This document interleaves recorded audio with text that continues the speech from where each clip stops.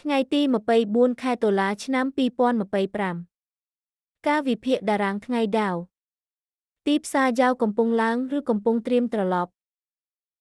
តម្លៃបើករបស់យ៉ាវគឺ45,722ហើយមកស្ថិតនៅ45,604បើវាធ្វើដំណើរលើសពីអបគោលដៅបន្តទៅ pivot មួយនៅ45,801ហើយអាចឆ្ពោះទៅ curl មួយនៅ45,895ប្រសិនបើទំហឹងឡើងបន្ត